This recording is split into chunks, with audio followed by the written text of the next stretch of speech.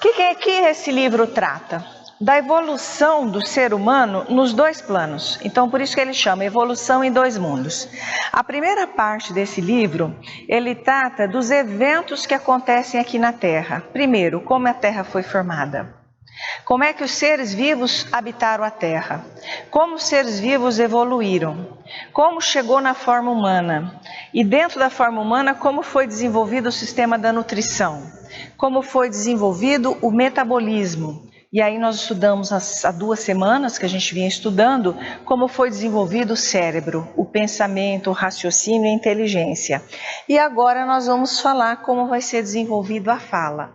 Já passamos também por outros sentidos, que é a audição, a visão, o paladar e o olfato, que foi assunto da aula passada.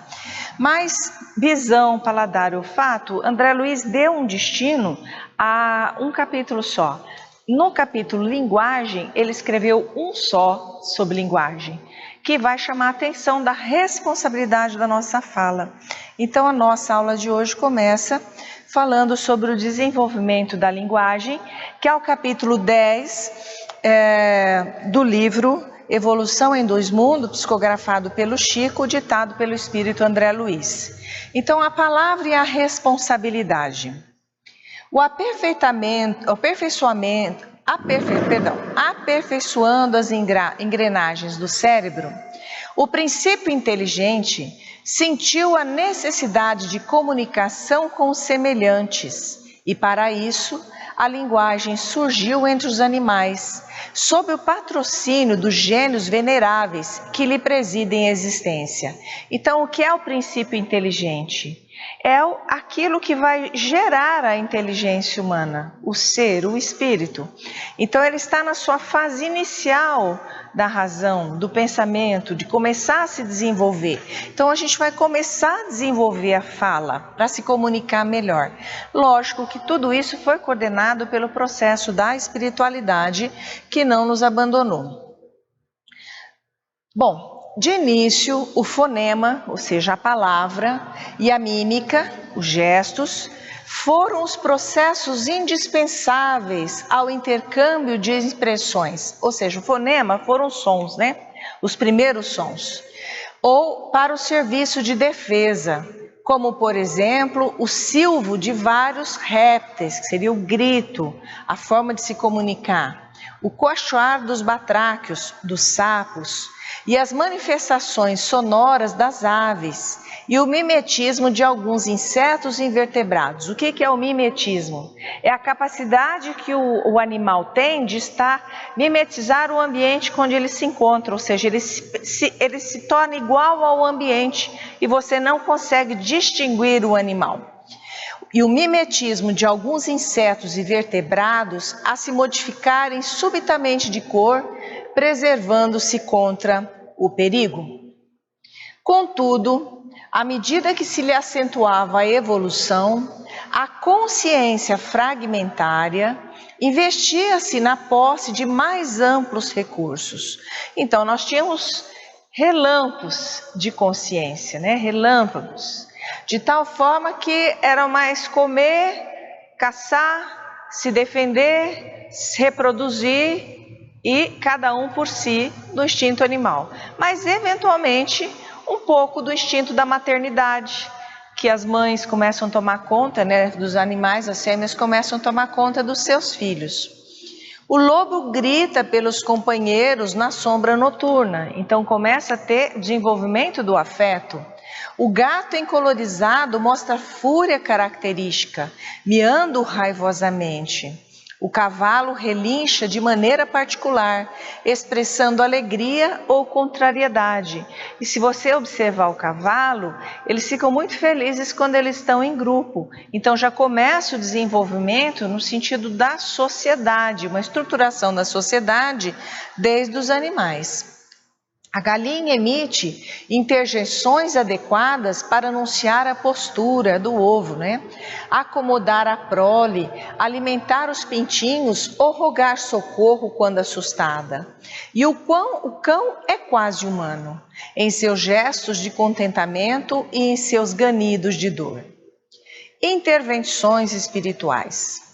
É assim que, atingindo os alicerces da humanidade, o corpo espiritual do homem infraprimitivo demora-se longo tempo em. Então, o que é o alicerce da humanidade? Os animais. Por isso que nós devemos ter respeito com essas consciências. E nós precisamos desenvolver o amor por esses bichos, porque eles são seres da criação divina que estão no processo evolutivo também, mas que se submeteram a uma situação inferior para nos ajudar. E recentemente nós tivemos uma conversa com uma amiga vegana, e ela dizia: eu gosto de carne, mas eu não consigo comer, porque quando eu penso no sofrimento do bicho, eu não consigo comer. Eu falei: mas você não está errada, mas quem come também não está, porque os animais já se colocaram nessa posição para proporcionar o desenvolvimento do corpo humano na Terra, no estágio mais avançado. Então os dois lados estão corretos. E até recentemente, eu já comentei aqui com vocês, uma pesquisa lançou uma celeuma muito grande, publicada numa boa revista, que disse que sem a carne, o cérebro humano não teria chegado onde chegou. Então, os animais, eles são parceiros que estão dando a estruturação para o surgimento da humanidade. Então, o homem, nessa forma mais primitiva, demora-se longo tempo em regiões espaciais próprias. Nós já falamos em momentos anteriores que a nossa evolução não se dá só na Terra, mas que a nossa evolução se dá igualmente no plano espiritual, né? Então há regiões adequadas aos animais quando deixam a terra para processar o seu desenvolvimento de uma forma mais rápida, sob a assistência dos instrutores do espírito, recebendo intervenções sutis nos petrechos da fonação, para que a palavra articulada pudesse assinalar um novo ciclo de progresso. O que dá para a gente perceber é que o animal está aqui num estágio, ele deixa o seu corpo e vai para essas regiões. Lá eles trabalham o que seria um perispírito, um corpo espiritual, né? E vem para uma condição melhor aqui, provavelmente entrando numa espécie um pouco mais avançada. E assim vai se desenvolvendo as características que vão avançar para a humanidade. A laringe. Situado acima da traqueia e adiante da faringe, consubstanciado no esqueleto cartilaginoso, urgido em fibras e ligamentos, com uma seleta de pequenos músculos, sofre nas mãos sábias dos condutores espirituais a maneira de um órgão precioso entre... Voltamos aqui à laringe que ele fala. Eis a laringe que eu aponto aqui para vocês, nessa região. Aí nós vamos ter a faringe, que é a parte um pouco mais acima, mais em contato com a cavidade nasal, e a parte de deglutição aqui na parte posterior da garganta. Então, quando nós temos uma faringite, é aqui que está o problema, tá? A laringe está aqui, na estrutura respiratória. E do lado da estrutura respiratória, nós vamos ter aqui, dando origem à traqueia, nós vamos ter uma pequena abertura que nós estamos vendo aqui de frente, tá? Aqui num corte transversal, e aqui nós vamos olhar de frente essa estrutura que são as cordas vocais, que nós temos condições de abrir ou fechar, determinando o tom de voz e a palavra que nós queremos emitir. Para isso, nós precisamos que o ar passe da traqueia por essa fenda, que nós conseguimos controlar através da nossa musculatura. Por outro lado, na faringe, nós temos um acesso que dará origem ao pulmão, que dá uma via que vai dar acesso ao pulmão, e paralelo uma via que vai dar acesso ao tubo gastrointestinal. Às vezes o alimento erra e entra nessa região do pulmão e nós afogamos e começamos a tossir. À medida que nós vamos envelhecendo, a frequência com que isso acontece é maior e nós passamos a engasgar com mais facilidade, né? Bom, Então, voltamos aqui. Os condutores espirituais, à maneira de um órgão precioso entre os dedos de cirurgiões exímios no serviço de plástica, delicadas operações no curso dos séculos, para que os músculos mencionados se façam simétricos, iguais, dos dois lados, e para que se vinculem, tão destros quanto possível, à produção fisiológica da voz. Em sua contextura interna, aglutina-se uma mucosa ciliada que destina-se ao trabalho de lançamento do som e que verte pelos estreitamentos, transformando-se em pavimentosa estratificada na borda livre das cordas vocais verdadeiras. Então ele está dizendo que nós temos uma região ciliada que à medida que chega nas cordas vocais perde os cílios, que é uma estrutura que ele chama de estratificada. Então as células são diferentes. Então o aparelho fonador é composto por vários tipos de células. Perdão. Fora da ação das cordas vocais, a laringe revela no pescoço movimentos de ascensão e descensão, elevando-se na expiração e na deglutição, e baixando na inspiração, na sucção e no bocejar, salientando-se no corpo qual perfeito instrumento de efeitos musicais. É só colocar a mão. Respirou, expirou, você consegue perceber o movimento dessa região. Mecanismo da palavra. Com extremo carinho, de vagarosa confecção, os técnicos da espiritualidade superior compõem a cartilagem situada no plano inferior, a cricoide, que representa um anel modificado da traqueia, sustentando uma placa na parte posterior, sobre a qual, no bordo superior e de ambos os lados da linha média, se apoiam as duas. Linha média é o meio do nosso corpo. De ambos os lados, essa cartilagem vai se apoiar. Cadê essa cartilagem? Vamos. E esse vídeo, como é que a gente toca, Gil? Vê se dá para a gente tocar. Ixi, o computador dá. Ah, vai dar. Vamos ver. Mostrar isso tudo que ele falou. Vamos ver se a gente consegue. Tá?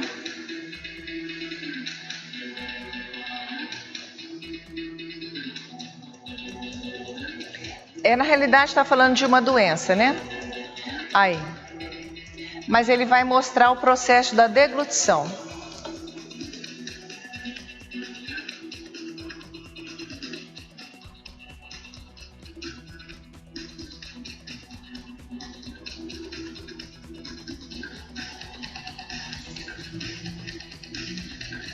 Quem não jantou vai ficar com fome. Médicos, nutricionistas e a população geral. Vez por ano, professor Gentoria sobre quais alimentos fazem bem ou não para a saúde. Pus o vídeo errado. Não é esse vídeo. Vocês vão esperar só um pouquinho, vamos ver se eu tocar aqui um pouquinho mais. Aí. Ah lá. Quer ver? É o processo de deglutição. É a fase inicial do processo digestivo. É nessa fase que os alimentos são triturados e moídos. Ah lá. Ligando-se entre si pela ação misturadora da saída. Olha aqui. Então, o bolo alimentar, o qual será deglutido. Neste processo, a saliva é muito importante. Por isso, ao vermos um prato apetitoso, o cérebro manda mensagem e nós ficamos com água na boca. Ao engolir a comida, o alimento desce pela faringe, também conhecida como garganta. Tá vendo como fecha? Dois caminhos. Para não voltar pro nariz. E o da traqueia, que leva aos pulmões. Naturalmente, o caminho correto é o do esôfago. O epiglote, essa cartilagem que funciona Aqui. como uma espécie de caudinha, se fecha enviando o alimento para onde o Percebeu? Como dá? Yes, fecha, exatamente isso. Perfeito. Tá? mastiga direitinho, pois essa é a única parte que você faz consciente. Quer dizer que a maior parte do processo digestivo é feito automaticamente? Pode-se dizer que sim. Sim. É feito automaticamente, mas começa na boca. Eu até citei para vocês aquele exemplo, que se a gente mastigar o pão 15 minutos, ele fica doce, indicando que ele está sendo digerido na boca, né? Pois continua lá para fora. Então, vejam, fora da ação das cordas vocais, a laringe revela no pescoço movimentos de ascensão e descensão, elevando-se na inspiração e na deglutição, e baixando-se na inspiração, na sucção e no bocejar, salientando-se no corpo qual perfeito instrumento de efeitos musicais. E tudo isso é coordenado pelos músculos, para a gente falar, para a gente comer e para a gente respirar. Com extremo carinho, de vagarosa confecção, os técnicos da espiritualidade superior compõem a cartilagem situada no plano inferior, a cricoide, que representa um anel modificado da traqueia, sustentando uma placa na parte posterior, sobre a qual, no bordo superior e de ambos os lados da linha média, se apoiam as cartilagens. E eu estou voltando o vídeo. Se apoiam as duas cartilagens aritenoides. Então temos aqui, ó, que ele fala a cartilagem cricoide, que ele está dizendo assimetria deste lado, simetria deste lado, bem na altura do pomo, ela faz o pomo de Adão, mais prominente nos homens. E aqui nós temos a glândula tireoide, que parece a asa de borboleta aqui na frente. É possível ver a glândula tireoide? Se a gente erguer o pescoço, esticar bem no espelho, a gente vai ver, com um pouco de dificuldade. Se começar a ver muito a glândula tireoide é porque ela está com problema, quer dizer, um órgão que não deve ficar muito aparente. Quando ela inflama, então você começa a observar isso aí. Voltamos então, Gil, à nossa gravação, falando aqui da cartilagem cricoide. E essa cartilagem, ela vai estar muito ligada às cordas vocais. A cartilagem, então, que se permite, assim, o conjunto ou afastamento entre si. Cada uma possui na base uma apófise, quer dizer, uma pontinha. A interna vocal, que está inserida à parte posterior da corda vocal, verdadeira, do mesmo lado. E a outra, que é externa, que é muscular. Com a mesma habilidade, os técnicos testem a cartilagem localizada na região anterior ou cartilagem tireoide, a destacar-se sob a pele no chamado pomo de Adão, em suas lâminas verticais que se conjugam na linha mediana, traçando um ângulo diedro que se volta para a retaguarda e onde se fixam as cordas vocais verdadeiras. Cartilagem essa, tá? Ângulo diedro, vocês já ouviram falar em ângulo diedro? Eu nunca ouvi falar em ângulo diedro. Então, André Luiz me fez estudar da mesma forma que Joana de Ângeli. Ângulo diedro é esse ângulo, né? Dá uma impressão de ser um 45 graus aqui. A cartilagem aberta, as cordas verdadeiras, tá? E as cordas falsas. A apófise que ele está falando aqui, tá certo? Isso aqui, quando abre o ar passa, emite um som. Quando fecha tudo, o som não passa. Então, quando nós vamos comer, está fechado assim. Por isso que não é bom falar quando come, que a chance de engasgar é muito grande. Então, que por baixo se une com o anel da cricoide. Então, a cartilagem tiroidiana se une com a cartilagem cricoide. Está aqui, tá certo? E essa aqui é a cartilagem tiroidiana. Essa é a tiroidiana e a cricoide está aqui embaixo. Então, está dizendo que as duas estão unidas. E aqui nós temos as cordas vocais, ok? E a epiglote, quando se dobra, tampa a entrada para o sistema respiratório, que se une com o anel cricoide e por cima com o osso hioide. Então, vamos achar aqui o osso hioide. Está aqui o osso, olha, parece uma asinha de aquele Vzinho do frango lá, né? Aqui, um ossinho em V. Através de membranas e ligamentos, o qual fornece apoio para a implantação da laringe. Acima das cordas vocais verdadeiras, surgem as cordas vocais falsas, a limitarem a parede dos ventrículos laterais de Morgagni. Então, vamos ver aqui, se o ventrículo, ó, o ventrículo está aqui. Esse é o ventrículo lateral de Morgagni. Esse ventrículo tá vinculado às cordas vocais falsas. É isso que André Luiz está descrevendo para a gente. Todos os músculos que garantem o movimento das cordas são pares, ou seja, tem de um lado e tem de outro, exceto o aritenoide, assegurando as funções da glote vocal e formando, com avançado primor de previsão e eficiência, a abóbada de precioso condicionamento, onde a pressão do ar pode fazer-se com segurança para separar as cordas vocais em serviço. Então, a epiglote, a cartilagem cuneiforme, que ele não falou, a cartilagem da tireoide, a cartilagem cricoide aqui embaixo e os músculos todos que nós encontramos aqui, tá? Especialmente os músculos pares. Esse conjunto todo permite, então, a abertura, o fechamento e a pressão adequada do ar. A linguagem convencional. Aprende então o homem, com o amparo dos sábios tutores que o inspiram, a constituição mecânica das palavras, provindo da mente a força com que aciona os implementos da voz, gerando vibrações nos músculos torácicos, incluindo os pulmões e a traqueia, como um fole, fazendo ressoar o som da laringe e na boca, que exprimem também cavidades supraglóticas para a criação, enfim, da linguagem convencional, com que reforça a linguagem mímica e primitiva, por ele adquirida na longa viagem através do reino animal. Tá. Então, o que ele está dizendo? Que a linguagem mímica e primitiva é fundamental. Então, às vezes você está no celular e alguém quer falar com você, você já faz assim. O que significa isso? Espera aí. Ou você vê alguém de longe, oi, fala, vou te ligar, ou telefona. Então, a linguagem mímica, ela é primitiva, mas ela é muito presente na nossa vida, né? E essa linguagem, tanto a falada como a mímica, foi uma longa viagem através do reino animal, né? Você imagina até o povo simbolizar quantas batidas, o que significava, o que aquele som emitia, né?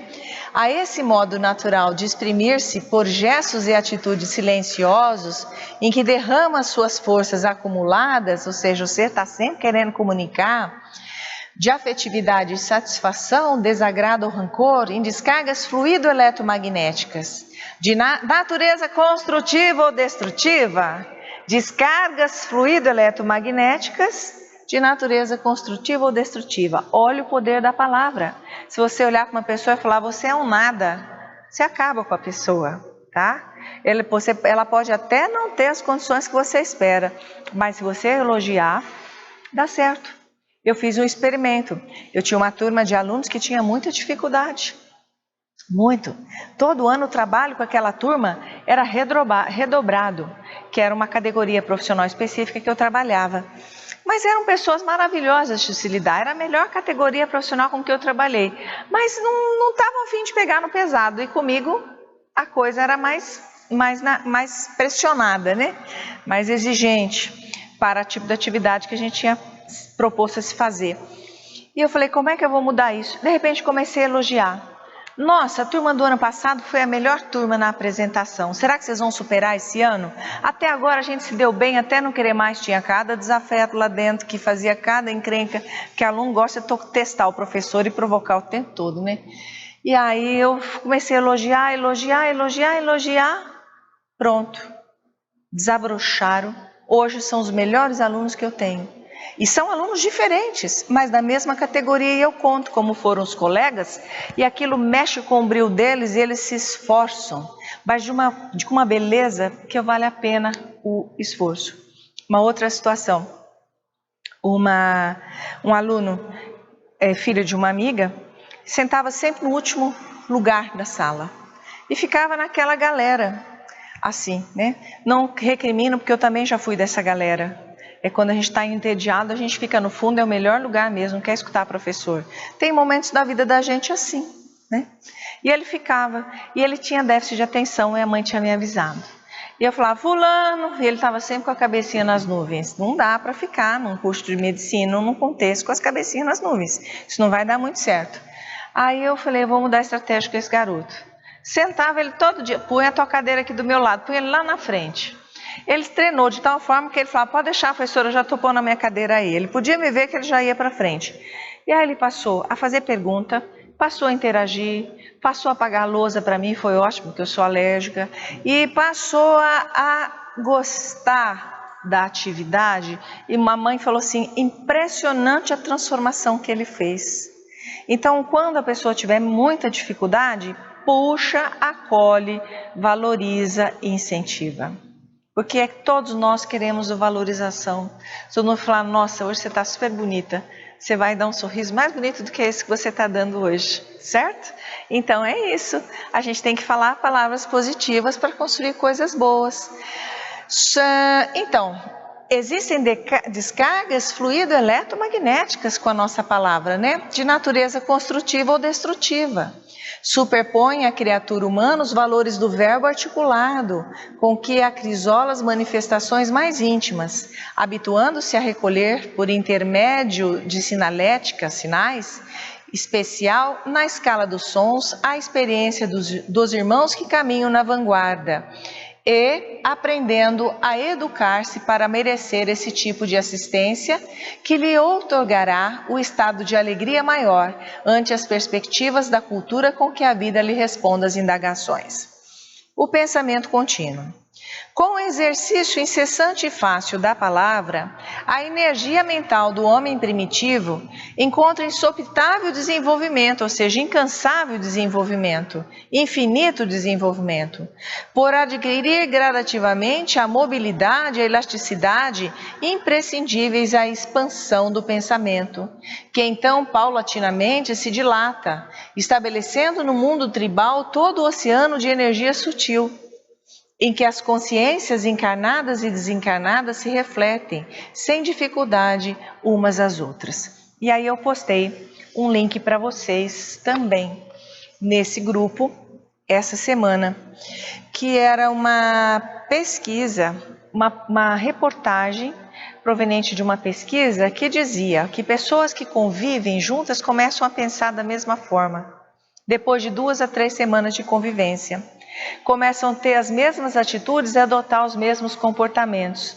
A hora que eu li essa reportagem, se eu não me engano foi no G1, eu falei assim, olha o que a gente está estudando no grupo, que o pensamento é capaz de influenciar o outro, que o nosso pensamento, se positivo, cria sensações boas no outro. O nosso pensamento, se negativo, ele cria uma aura tão negativa ao nosso redor que o outro não consegue se aproximar e sente-se muito mal. Enquanto que o nosso pensamento positivo é como se fosse um jardim de flores, que vai atraindo borboletas que querem ficar nesse jardim. As pessoas são essas borboletas, por conta dessa energia sutil que nós emanamos. Então, nós podemos influenciar os nossos companheiros de jornada somente pelo nosso pensamento, pelo nosso comportamento. Não é necessário falar, não é necessário cobrar, simplesmente comporte-se. Comporte-se como discípulo de Jesus. Comportando, o outro vai percebendo, mas o que a pessoa está estranha? O que a pessoa está mudando? E o exemplo é o que vai educar, tá? Valendo-se dessa instituição de permuta constante, as inteligências divinas dosaram os recursos da influência e da sugestão e convidam o espírito terrestre ao justo departamento na responsabilidade com que lhe cabe conduzir a própria jornada. O que é o dosar?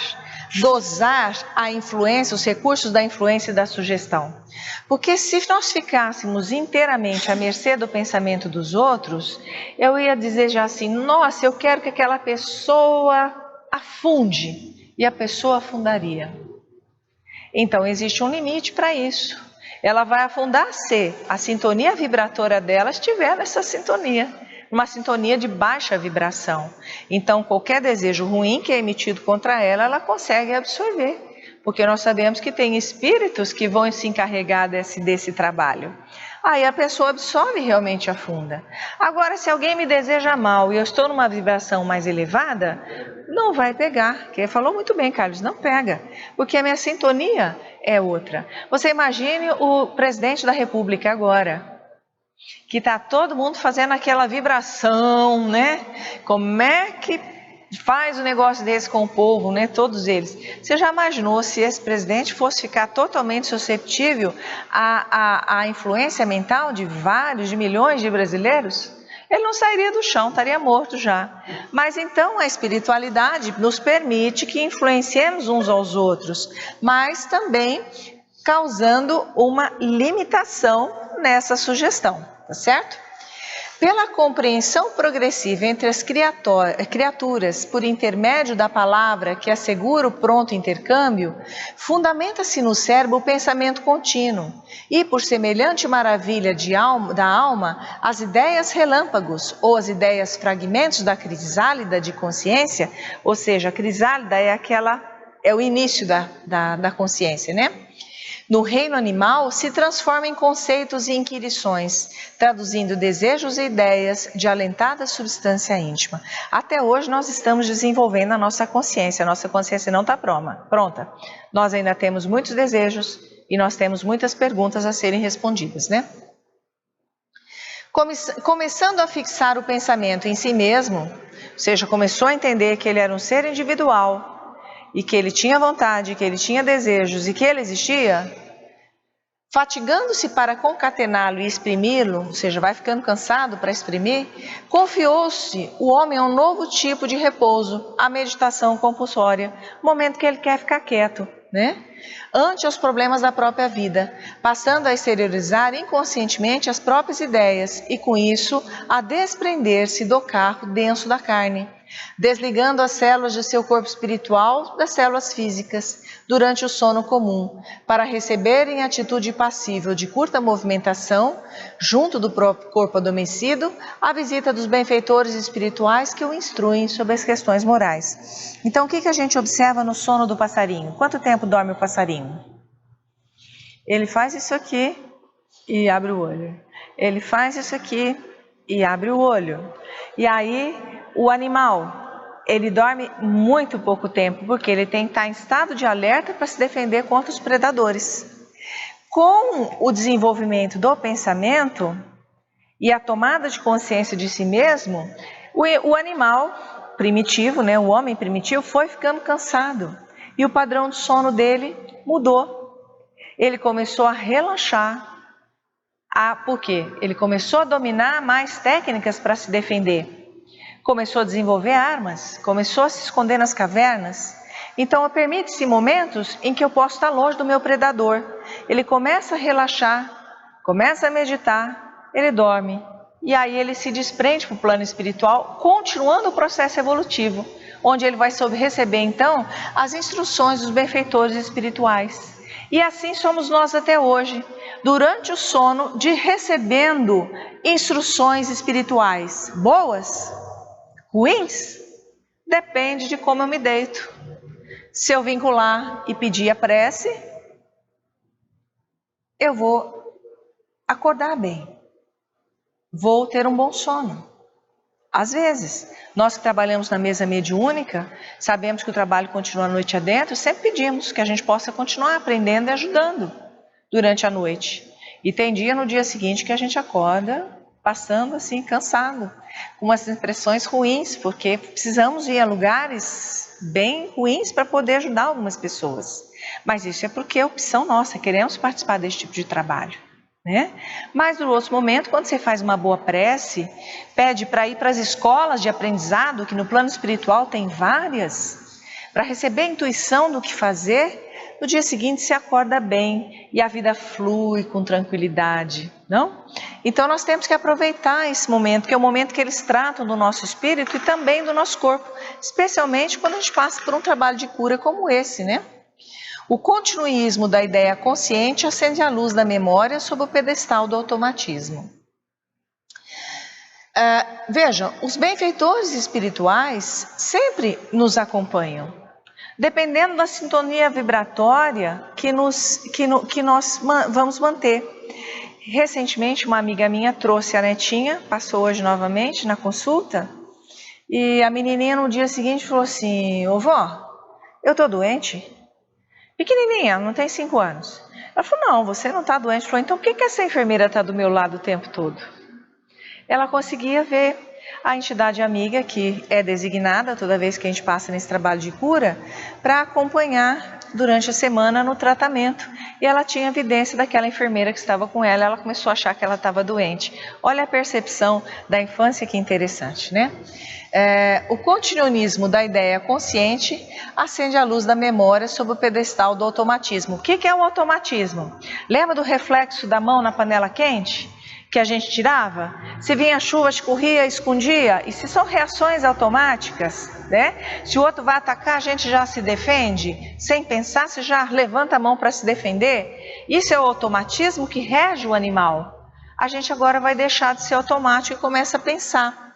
O continuismo da ideia consciente acende uma luz da memória. Eu vou registrando as experiências que eu passei sob o pedestal do automatismo. Então a memória fica acima do automatismo, tá? Luta evolutiva. Acho que nós podemos continuar com a luta evolutiva na próxima aula.